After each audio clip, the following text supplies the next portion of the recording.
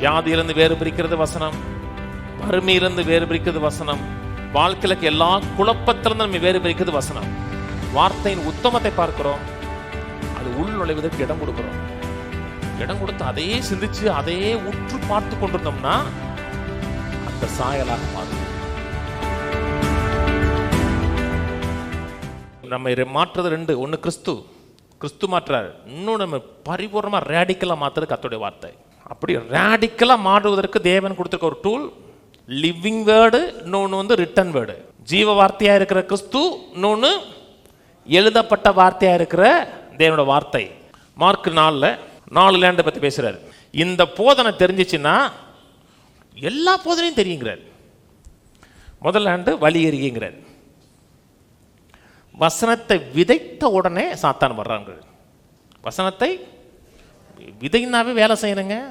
விதைனாவே சாக்கில் இருந்து எடுக்கணும், விதைக்கணும், தண்ணி பாய்ச்சணும், காக்கணும். அதே மாதிரி வசனத்தை எடுக்கணும், இருதயமாக நிலத்துல விதைக்கணும், காக்கணும், தண்ணீர் பாய்ச்சணும். வசனத்தை விதைத்த உடனே பிசாசு வர்றான் இருக்கு. ஏன் அடுத்த வாரம் வர்றான்னு சொல்லலங்க, விதைத்த உடனே. இங்கே சின்ன கூட்டமாக இருக்கும், என் கட்டுப்பாட்டுகள் இருப்பீங்க. ஒரு 5000 பேர் இருந்தோம்னா பேசும்போதே ஒருத்தன் சொல்லுவான், அவர் சொல்லுவார், யார் வந்தா சொன்ன உடனே ஒருத்தன் வருவான். ஏன்னா வசனம் உங்களை மாத்துன்னு பிசாசுக்கு நல்லா தெரியும். வசனம் உள்ள போயிருச்சு, வசனம் வேறு விட்டுருச்சுன்னா அது உங்கள் வாழ்க்கையில் மாற்றத்தை ஏற்படுத்தி கொடுக்குன்னு பிசாசு தெரியும். இது முதல் லேண்டு.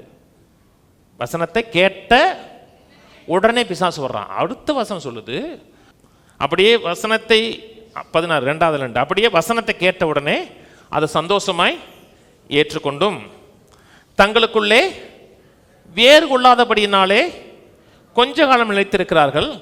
வசனத்தின் நிமித்தம் உபத்திரவமும் துன்பமும் உண்டான உடனே, இவனும் உடனே தான், அவன் உடனே எடுக்கிறான். இவன் வந்து கொஞ்சம் வசனத்தை கேட்டோன்னா உள்ள வர்றோம், பிரச்சனையோடு வர்றோம், போராட்டத்தோடு வர்றோம். வசனத்தை கேட்கணுன்னா ஒரு ஆறுதல் இருக்கும். ரியலாக வாஞ்சியோடு ஆண்டவரை பேசுங்க ஆண்டவர், நல்லா கவனிங்க. உள்ள வந்து கேட்கும் பொழுது ஒரு காரியத்தை இன்னைக்கு இல்லை என்னைக்கு வச்சுக்கோங்க. பாஸ்டர் பேசுகிறாரு நினச்சிங்கன்னா ரிஸ்க்கு.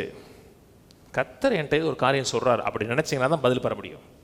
வசனத்தை கேட்குறோம், ஒரு ஆறுதல் உண்டாகுது. கர்த்தர் என்னை செழிப்பாக்குவார், என் கடலிருந்து வெளியே கொண்டு வருவார்னு சொல்லும்போது ஒரு ஆறுதல் உண்டாகுது. என் வியாதியிலிருந்து என்னை சுகமாக்குவார் கேட்கமுன்ன ஒரு சந்தோஷம் உண்டாகுது. ஆனால் அதில் வேறு கொள்ளாதபடினாலே அதையே ஆழமாக சிந்திக்கிறது கிடையாது, அதிலேயே டீப்பாக சிந்திக்கிறது கிடையாது.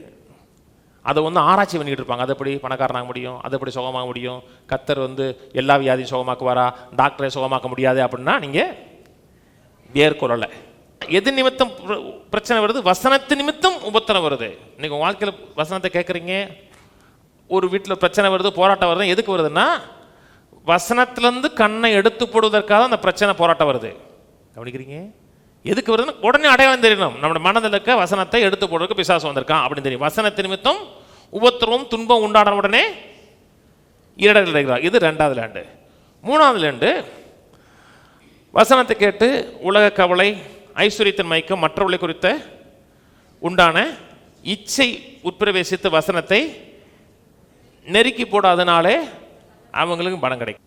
எனக்கும் சில நேரத்தை கவலை வருது. சில நேரத்தில் ரோட்டில் போகிறோம், பலதரப்பட்ட மக்கள் நம்ம ரசிக்கப்படாமல் இருக்காங்க.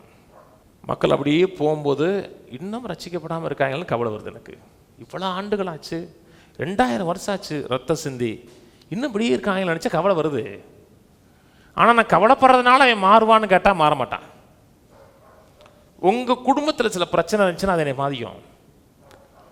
ஜெபம் பண்ணுவேன், முடிஞ்சால் விசாரித்து கேட்பேன், அது என்னுடைய தாக்கத்தை ஏற்படுத்தும். ஆனால் நான் கவலைப்பட்டேன்னா உங்களுக்கு பதில் வராது.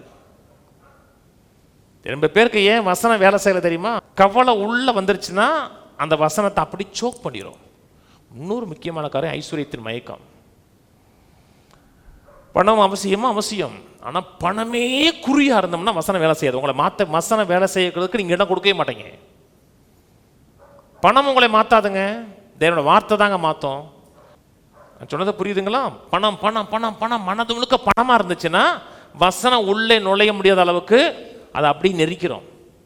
இன்னொன்று மற்றவர்களை குறித்த இச்சை. அவன் நல்லா இருக்கான், இவன் நல்லா இருக்கான், அதுவும் வசனம் உள்ளே போக முடியாத அளவுக்கு அப்படி நெரிக்கிறோம். ஒருத்தன் நல்லா இருக்கானா, சரி நல்லா இருந்து போகிறான்ப்பா, நம்மளும் நல்லா இருக்கலாமே இருக்க போகிறோம், கட்டாயம் நல்லா இருப்போம். ஒரு மனிதனுக்கு ஏற்பட்ட தயவு, அவனுக்கு தேவன் கொடுத்த கிஃப்டை நீங்கள் அதன் மேலே பொறாமல் கொள்றீங்கனாலும் வசனம் உள்ள நுழையாமடிக்கு அப்படியே சோக் பண்ணிடும். வார்த்தை தாங்க எல்லாவற்றையும் உண்டாக்குச்சு, வார்த்தை தான் எல்லாவற்றையும் மாற்றுதுங்க. எப்படி நம்மை சுகமாக்குறார்? வார்த்தை அனுப்பி சுகமாக்குறார். வார்த்தை அனுப்பப்படும் பொழுது அப்படி சாந்தத்தோடு உள்ள ஏற்றுக்கிட்டீங்கன்னா வேலை செய்யும். வியாதியிலிருந்து வேறு பிரிக்கிறது வசனம், வறுமையிலிருந்து வேறு பிரிக்கிறது வசனம், வாழ்க்கைக்கு எல்லா குழப்பத்திலிருந்து நம்ம வேறு பிரிக்கிறது வசனம். நான் சொன்னது புரியுதுங்களா? வசனத்தை சாந்தத்தோடு ஏற்றுக்கொள்ளுங்க, வசனத்தை உள்ள கொண்டு வாங்க, வசனம் வரும்போது எம்ப்ரேஸ் பண்ணுங்க, அரவணைச்சுக்குங்க. அந்த வசனம் எல்லா தீமையிலிருந்து நம்மை விடுவிக்கும். வசனம் ஒன்று தான் பாதுகாக்குது, வசனம் ஒன்று தான் பராமரிக்குது, வசனம் ஒன்று தான் நம்முடைய தீமையிலிருந்து விலக்கி நடத்துது. அதான் அந்த கண்ணாடி. இந்த கண்ணாடியில் கிறிஸ்துவை பார்க்கிறோம், வார்த்தையின் உத்தமத்தை பார்க்கிறோம், அது உள் நுழைவதற்கு இடம் கொடுக்கிறோம். இடம் கொடுத்து அதையே சிந்திச்சு அதையே உற்று பார்த்து கொண்டிருந்தோம்னா அந்த சாயலாக மாறும்.